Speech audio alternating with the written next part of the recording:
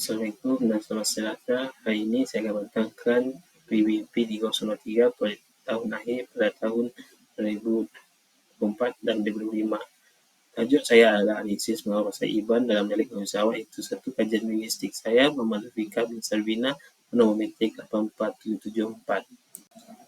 Matlamat kajian adalah kajian ini bertujuan untuk menerapkan analisis pengawal bahasa Iban terhadap dialek Melayu Sarawak dengan memberi tumpuan kepada aspek kosakata, fonologi serta faktor sosial dan budaya yang mempengaruhi penyebarannya. Seterusnya kita akan lihat objektif kajian. Terdapat 3 objektif. Pertama ialah menepasi unsur-unsur kosakata bahasa Iban yang telah diserap dalam dialek Melayu Sarawak. Yang kedua adalah mengkaji perubahan fonologi yang berlaku dalam dialek Melayu Sarawak akibat pengaruh bahasa Iban. Yang ketiga adalah menilai sejauh manakah faktor sosial dan budaya menyumbang kepada penyebaran pengaruh bahasa Iban dalam dialek Melayu Sarawak.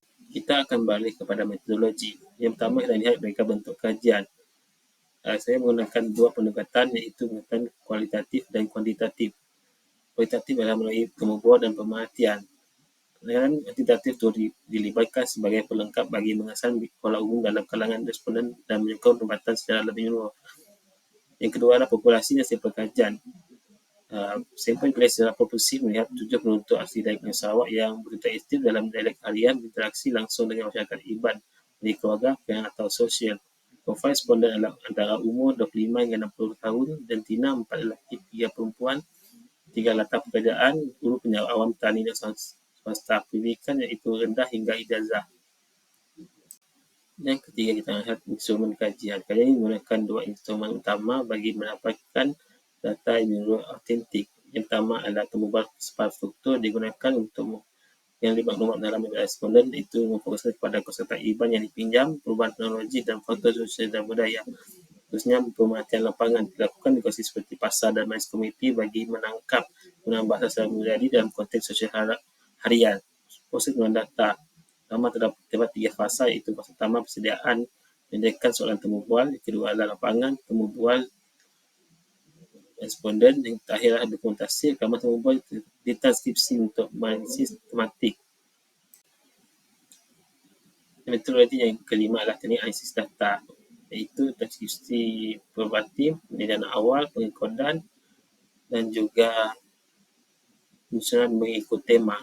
Yang keenam, metodologi yang keenam adalah ketebasan kajian, iaitu saiz sampel terhad, kuasaan terhad dan bias temubual.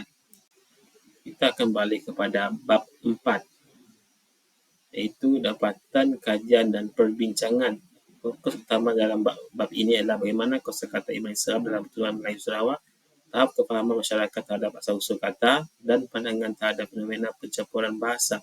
Temuan ini adalah melibatkan 7 responden daripada pelbagai latar belakang. Terusnya kita akan balik data kualitatif berdasarkan temubual. Pertama kita lihat perkataan Iban yang telah diserap.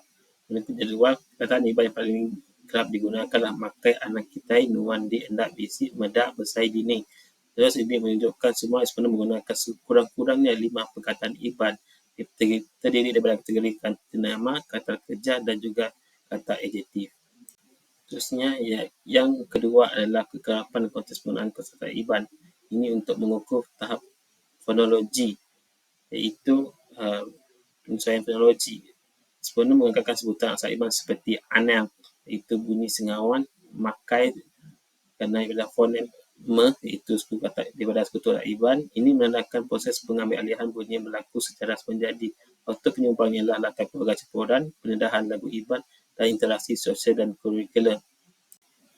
Dapatan kualitatif berdasarkan temubual yang ketiga adalah faktor pengawasan Iban. Terdapat 3 faktor, iaitu penggunaan campur, aktiviti komuniti dan juga rakan sebaya dan sosialisasi awal seperti pendedahan sejak bangku sekolah menjadikan pertuturan bercampur sebagai norma. Terusnya balik kepada dapatan kuantitatif, iaitu kefahaman dan penggunaan kosakata Iban. Itu soal ini menunjukkan tahap kefahaman yang sangat tinggi dalam kalangan Islam Melayu Sarawak terhadap 50 kosakata Iban mengkurumi kata ganti nama, kata tanya, kata bilangan, kata sifat dan tubuh. Kata ini bukan sekadar faham tapi digunakan aktif dalam kehidupan seharian oleh responden. Terusnya kita akan balik kepada bab 5, iaitu kita akan lihat rumusan kajian. Kajian ini merumuskan bahawa pengawasan bahasa Iban terhadap dialek Melayu Sarawak adalah signifikan dan mengatur aspek kosakata fonologi serta faktor sosial dan budaya. Maka kajian ini telah berjaya mencapai objektif ketiga-tiga tersebut.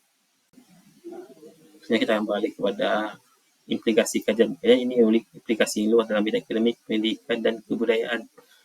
Artinya, hasil kajian ini boleh digunakan oleh institusi seperti KPM, DBP, JKKN dan Kerajaan Sarawak untuk memperkukuh dasar berkaitan pemeliharaan warisan bahasa serta perubahan perpaduan. Yang terakhir sekali, kita akan lihat cadangan kajian lanjutan. Kerana ini mencadangkan agar penyelidikan lanjutan melibatkan sesi simpan yang lebih besar dan kawasan kajian yang lebih meluas di seluruh Sarawak bagi memperoleh dapatan yang lebih menyeluruh dan boleh jadi digeneralisasikan. Okey, setakat itu saja daripada saya. Sekian, terima kasih. Assalamualaikum warahmatullahi wabarakatuh.